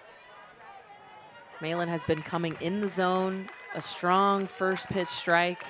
Carden recognizes that off the bench, swings hard at that first one, lays off a good rise ball.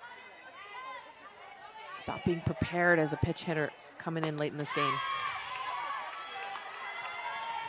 1 and 2 on Carden.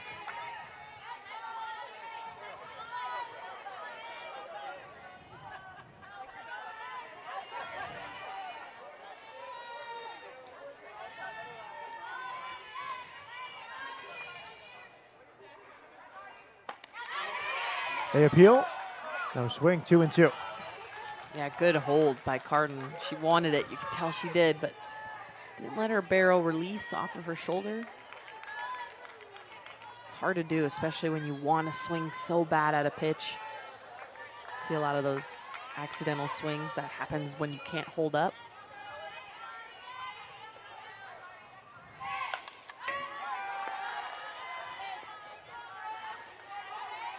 Carden began her career at Stephen F. Austin, transferred to Houston last year, was a 4th or 5th outfielder to start the year, kept hitting, ended up starting 46 games and hitting .291.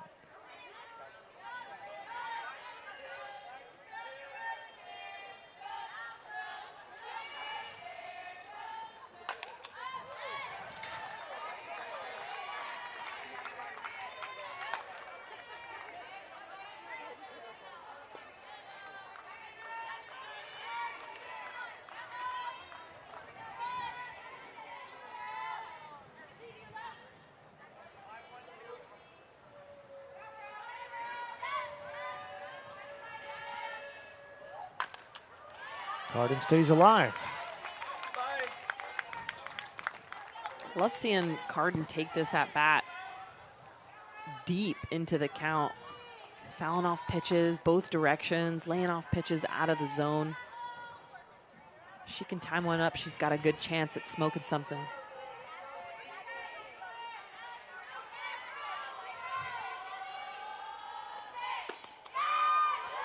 Full count.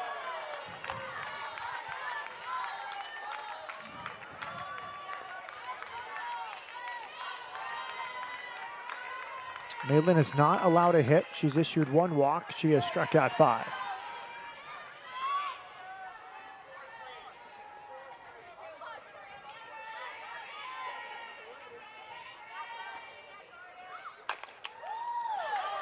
Pass Malin. And mishandled by Espinosa. Carden up to second.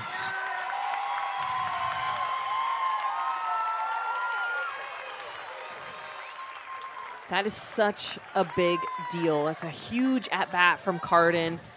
She gets a piece of this, but the pressure that she has been putting on Malin, having a good at-bat creates this kind of chaos. Fiedler fields it, pulls it across her body too much. Espinosa can't get a glove on it, but you gotta love Carden coming in this game as a pinch hitter in the 6th inning. So think about all the at-bats that have happened before this. She's learned from every single one of them and is able to feel confident getting in the box, taking her opportunity, and making something happen. Even if it's not a hit, put it in play. Give yourself a chance. And that's got to fire up this U of H dugout. At least if I was playing, I'd be going crazy for that at bat. Here's Brooke Lorenzo. Lorenzo, good contact. It was a really nice play for Bailey Klingler, picking it off the dirt for a line out back in the 3rd. 2-0.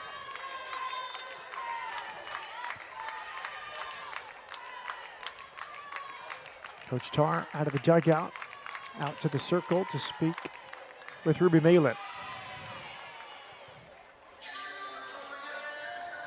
19th year at Washington. They won the national championship in 09, runner-up the year prior. 14 College World Series. 3 College World Series since 2017 alone. I mean, Washington is just a staple in Oklahoma City.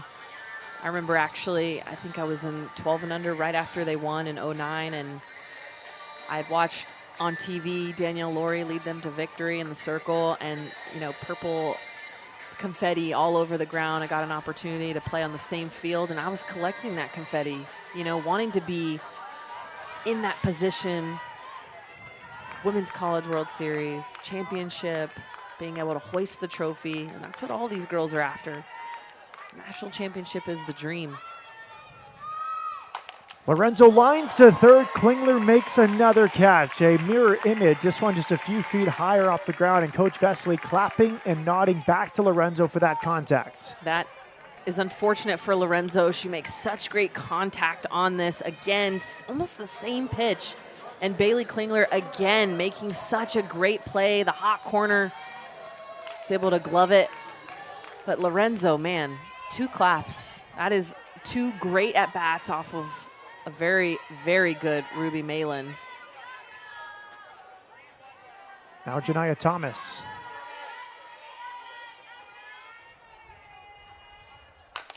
Thomas fouls it off. By the way, the Amanda Carden ground ball hit to Kinsey Fiedler was scored an infield hit, so the no-hitter is over. Any thoughts on the call? That's a tough one. I think that's an error all day. Fiedler had a glove on it, just made a bad throw. Would have had her if it was accurate. And that's tough if you're Ruby Malin. I mean, opportunity at a no-hitter.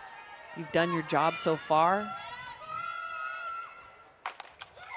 Back off the glove, and there is a hit. So I think everyone will feel better after that from Thomas. More of a sure infield single, no more controversy over a potential no-hit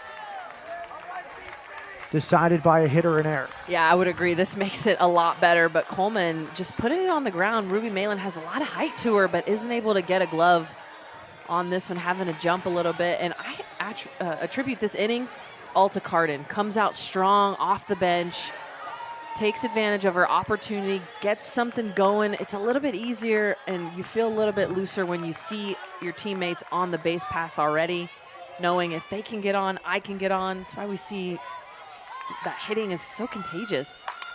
Coleman to left center. She hits it high and deep and gone. A 3-run shot from Coleman, and Houston is right back in it.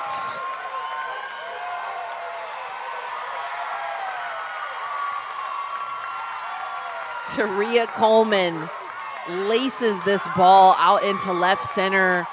And how about something getting going for these Cougs? You finally see some energy from this dugout, but Coleman, she really is their spark. And this is what she needed, a home run, 3-run to get the Cougs back into this game.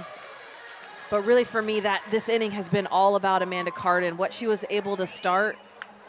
Coming in, pinch hit opportunity, getting on base for her 1-2.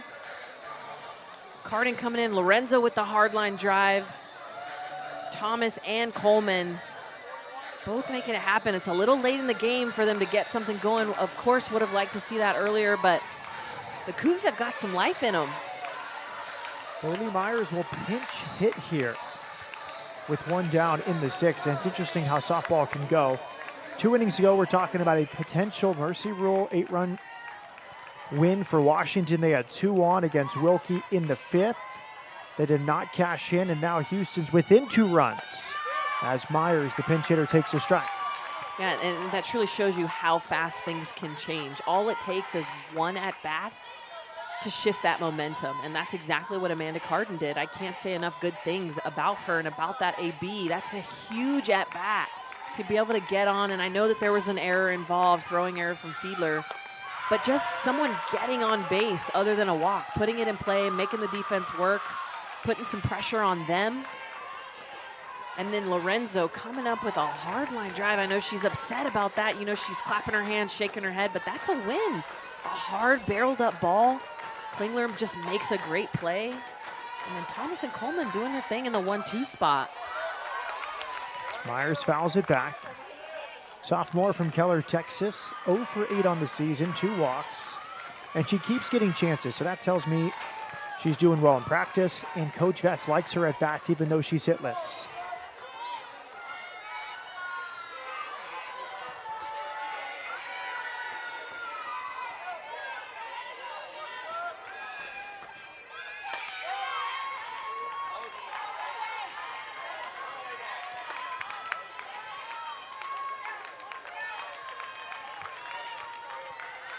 Lindsay Lopez, the lefty, is getting loose in the Washington bullpen. Houston bullpen's quiet.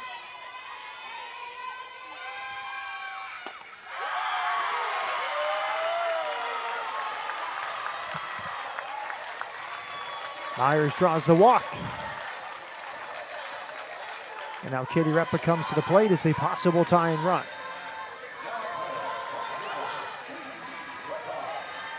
Ruby Malin getting a taste of collegiate softball, how quickly things can change. You've got to be on your game 1 through 7.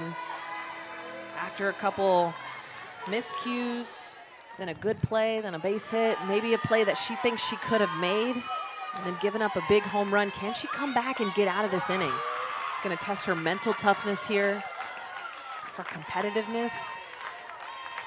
You want to shut these hitters down, get out of this inning. Really step up as a young player, as a young pitcher, the leader of this team right now in the circle. Repa walked her first time, grounded back to the circle her last.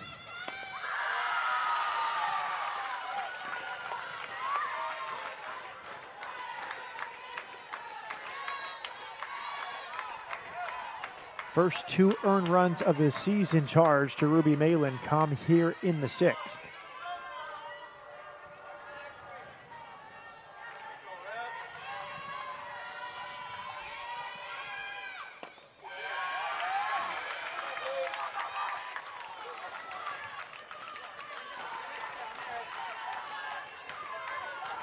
And you can see the infielders for Washington all encouraging Malin at different times. Yeah, just staying in her ear, saying, hey, we got you, get us out of this, like, make a good pitch. You do this every day. Repa walks on 4 pitches. Houston putting the pressure on. Olivia Johnson, the catcher, is going to walk out, kind of call the infield together. Just a little bit of a regroup. Things got out of hand really quickly. You're going into this inning with a 5-0 lead. A miscue, a couple hits, puts them within 2. Now you've got 2 runners on and the go-ahead run up to bat.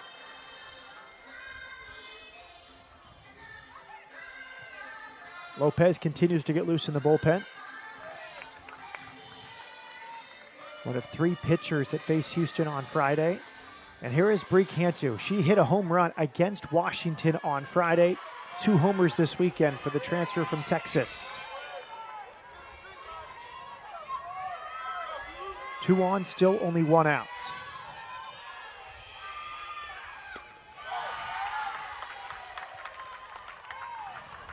And I like that Heather Tarr is leaving Ruby Malin in. This is such a character-building moment early in her career.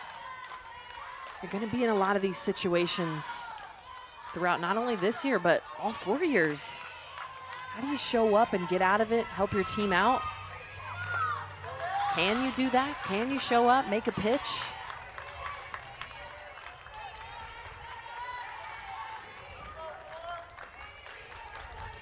Cantu has grounded out twice today.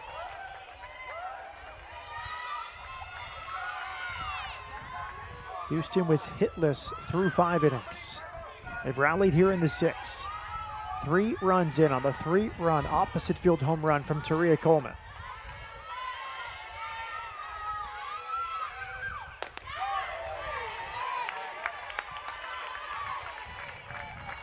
Over the inside part of the plate, 2-1 on Cantu. Paige Holsey's on deck.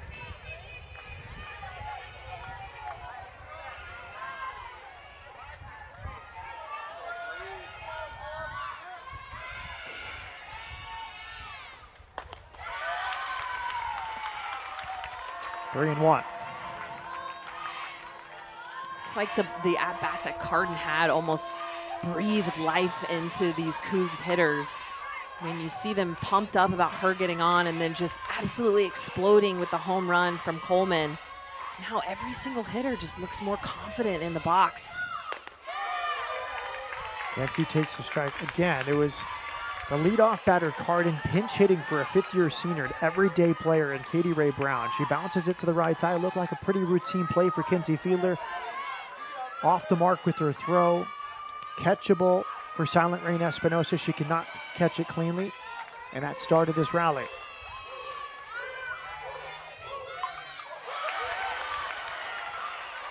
Even the swings from this offense look a little bit stronger. They look a little bit more sure of themselves.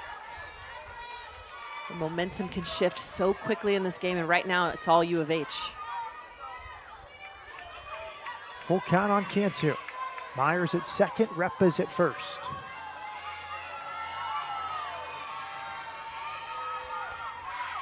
Swing and a miss. Cantu down on strikes. It's a big moment. You see Ruby Malin pointing at Olivia Johnson saying, right now, let's do this right now. Goes back upstairs with the rise ball. Cantu, big swing through it. And you see the energy from Malin. She's fired up right now. going to be a good battle between her and Paige Holsey. Holsey, the 8th batter of the inning. She struck out looking her first time. She bounced out her last. And there is strike one. Malin is falling behind most of the hitters this inning. Good for her to get strike one there.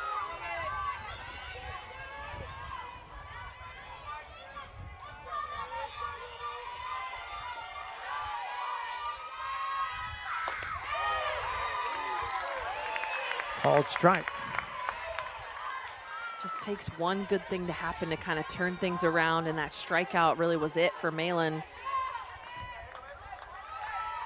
Two firm pitches coming in, down in the count.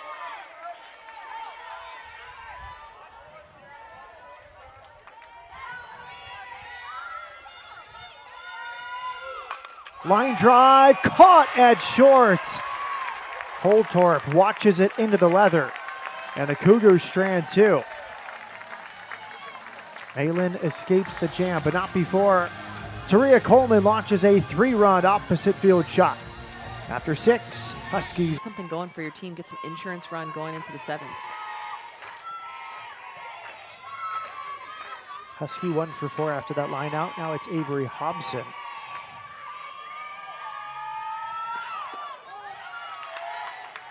One and one. Hobson a bunt single to ignite the 5-run second inning. It's interesting how you look at this game for Washington. They're winning 5-3, but they only have 4 hits all day. I think a lot of that shows how much U of H kind of gave them opportunities, whether it be a walk, a free pass, an error, multiple ways that they've been able to score runs, not just relying on the big hits, just taking advantage of what the other team gives you.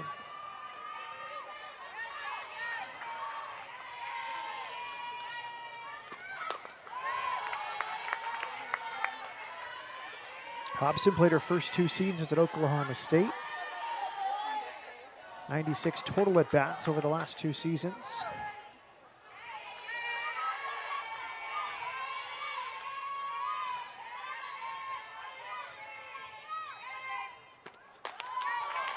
Hobson draws the walk.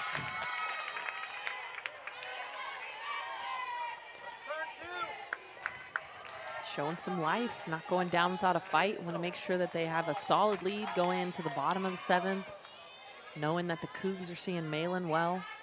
Could see a change in pitchers. Lopez was out in the bullpen earlier. Could see her come and try to close this out. Kinsey Fiedler now will stand in. Baylor continues to lead number 1 Oklahoma 4-1 top of the 6th. It's getting close. They're running out of outs. But it's not over till the 21st one. I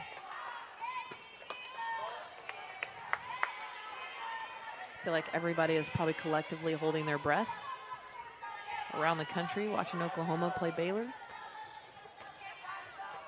Jordy Ball started for Oklahoma today.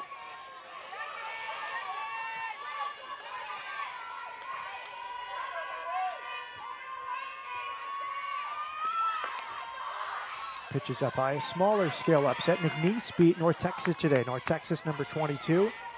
And tomorrow Washington will take on McNeese. That's a good team with a good track record. Yeah, Huskies are going to go on down to Louisiana. Hopefully get a little crawfish while they're down there.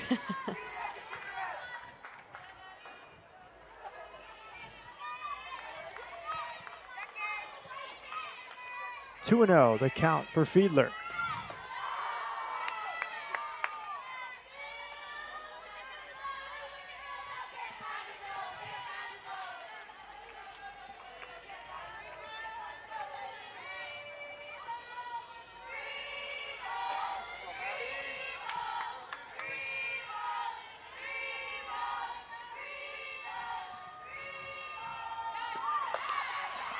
Four-pitch walk.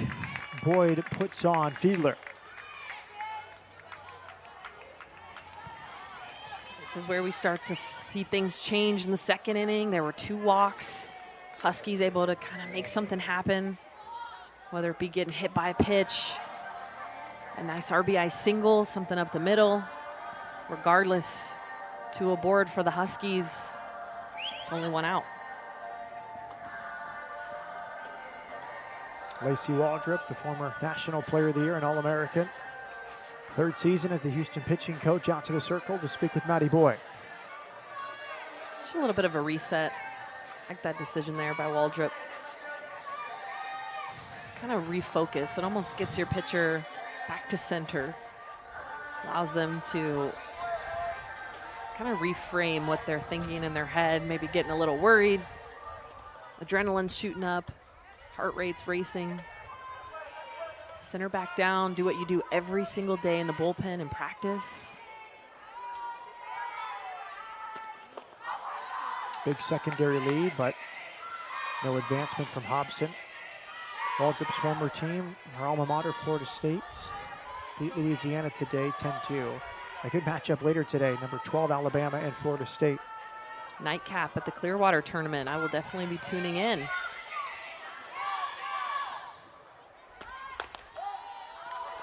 One and one. Espinosa was lifted for a pinch hitter. Leah Johnson last time up.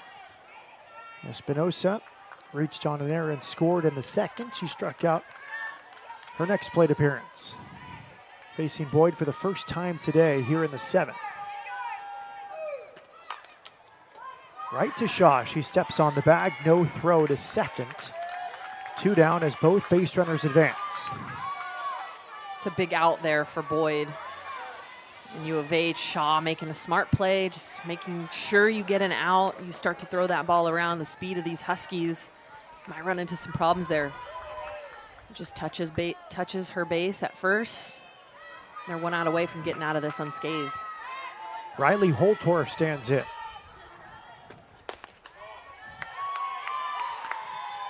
She's had a good eye all day today, walking twice. She scored a run in the second. Her walk came with the bases loaded. Flied out to left in the sixth inning.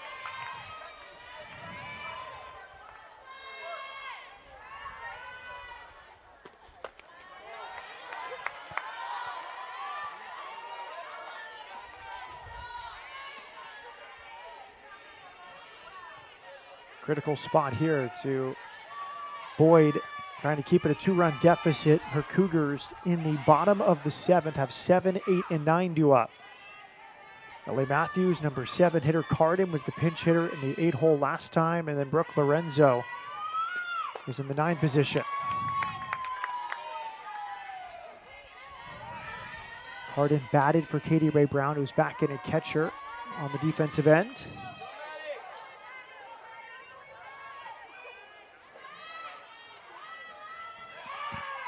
An open base at first and a 3-0 count to Holtorf.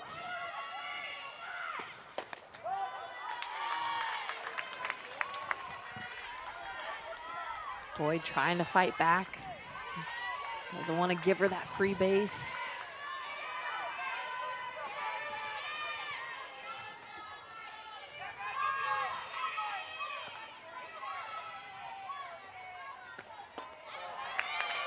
Holtorf draws her third walk today.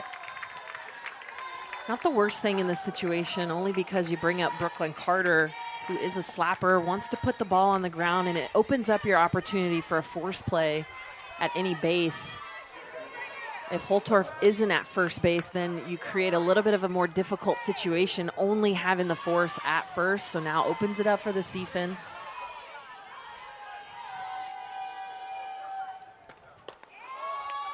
If I'm Carter, I'm trying to get something over the heads of the infielders or something hard enough to shoot through a hole. The worst is when a slapper is up. They have a phenomenally placed slap that would give them no chance to get them at first, but unfortunately, just the way it turns out, they have a better place somewhere else at a force base. So you got to be aware of where you're placing it. Got to have good barrel control in this situation. Taylor Edwards getting loose in the Houston bullpen. She started this game against Washington. Popped up. Lorenzo backing up. Here comes Thomas. It falls in front of Holsey. 2-run score. The throw to third not in time. A blue pit makes it 7-3 Washington. tough break for U of H. It's a ball you get in the air. Couldn't ride it up any better. No man's land behind shortstop. And again, I said you want to try to get something over the heads of the infielders. Brooklyn Carter does just that. You see the fist pump from Boyd. So excited, thinks this ball is going to get caught. Miscommunication between Halsey in center, Thomas in left, and Lorenzo at shortstop. Your outfielders have got to take that all the way. Bailey Klingler takes a strike. You could see some slight hesitation there for Halsey, kind of peeking at Lorenzo before the dive. And that's tough if you're Boyd, because you're thinking to yourself, I just made an out, and now I have to go face one of the best hitters in this lineup, Bailey Klingler. Again, it goes down in the scorebook as a 2-run double, but a defensive miscue for Houston on a makeable play similar to Friday when there were some balls on the infield scored infield hits due to speed, but makeable plays for Houston and crooked innings in the end for Washington.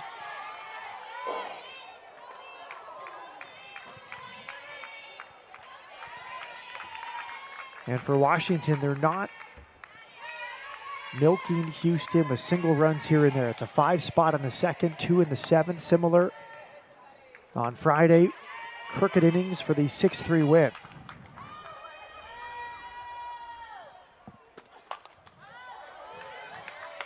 Klingler just getting that 2-strike pitch out of there. And a great catch from the crowd. Got a little applause.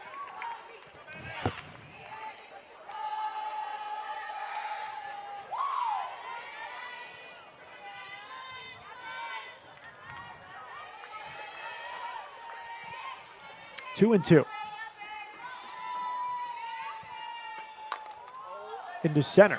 Halsey will make the catch.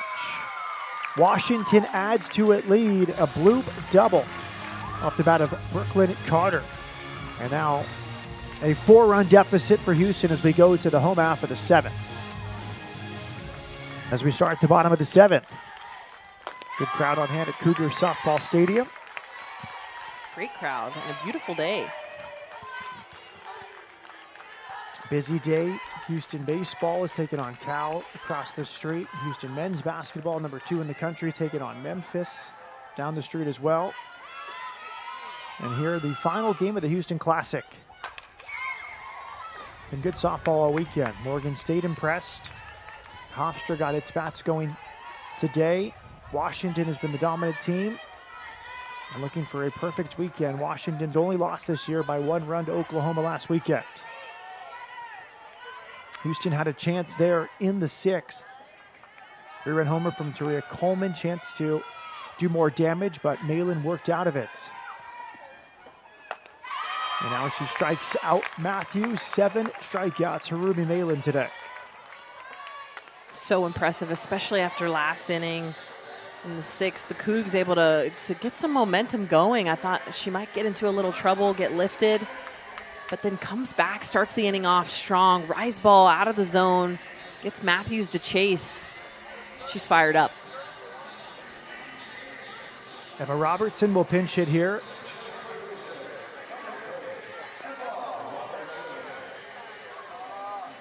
She bats in the place of Katie Ray Brown. This was the position that ignited the rally last inning. It was Amanda Carden. You talked about the at-bat she had against Malin, ending with a ground ball to second. It was changed to an error. We have to correct that. It was initially a hit, changed to an error. It will go down as an error for Carden, but you really can't say enough about the at-bat she had against Malin. Yeah, and regardless if it's marked an error, all you did was create the momentum for your team. So you put it into play and made them make a play, and they didn't make it. So that's what all you can ask of someone coming in off the bench. Carden did a great job, but of course is burned now because Brown goes back in to catch, so you can't see her again at the plate. But now we get to see another Coug have an opportunity in Emma Robertson and see if she can step up when her team needs her. Another player that you think Coach Vest has to be pleased with the at-bats. Not really the results, but what she is singing as she chases that one. I think that's been what's preventing her from breaking in that starting lineup, is just swinging at pitches out of the zone. I think you always have a better chance swinging at good pitches. And really just the hesitancy right here. She goes up in the zone, can't decide if she wants to swing or not. And the thing is, I'd rather take you swinging hard and committing to a pitch fully than doing an oopsie swing, a little check swing, either swinging through the ball or dribbling it somewhere. You're just making it easier for that pitcher to get you out. I wouldn't want to face someone that's swinging out of their shoes at my good pitches. Means they're not getting fooled. Brooke Lorenzo, the last chance for Houston. She has had good contact twice today. Won a sinking line drive handled by Bailey Klinger. Her last time up was in the 6th, and she roped one to the left of Klinger, who made another nice play. Yeah, 2 in a row, 2 solid barrels from Lorenzo, and 2 great plays from Klingler at third. If you're Lorenzo, you have to step in here with confidence, knowing that you're seeing Malin pretty well. And now she's hit by the pitch. A base runner with 2 down in the 7th for Houston. I guess the ball saw Lorenzo well, too. Just gets a piece of her. But now you're turning over to the dangerous part of this Houston lineup, and Thomas and Coleman. Last time we saw them, Carden was on base, and this time Lorenzo gets on with a hit by pitch. Setting it up. Last time we saw them in the 6th, Thomas with a single up the middle off the glove of Ruby Malin, and Coleman coming up with a big home run. But now just fighting one at a time, one at a time. You can't win it with one swing here. 102 pitches for Malin and a strike to start off Thomas. Malin has allowed 2 hits. She did not allow a hit until the 6th inning. 3 walks and 8 strikeouts.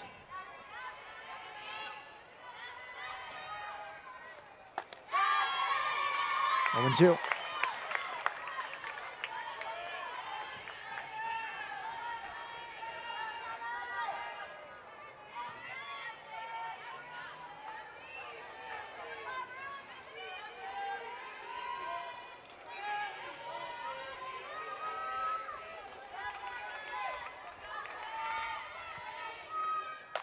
Swing and a miss. Malin comes back and gets another strikeout. 9 strikeouts for the freshman. Washington, a perfect weekend in Houston, and they'll head to Lake Charles tomorrow to take on McNeese. Houston rallied in the 5th, but come up short against Washington today. Yeah, I think Washington's still trying to figure out who they are as an offense, really trying to get comfortable in that box, but impressed with the momentum shift that tried to keep, just couldn't hang on till the end. Washington 5 in the 1st inning, 2 across.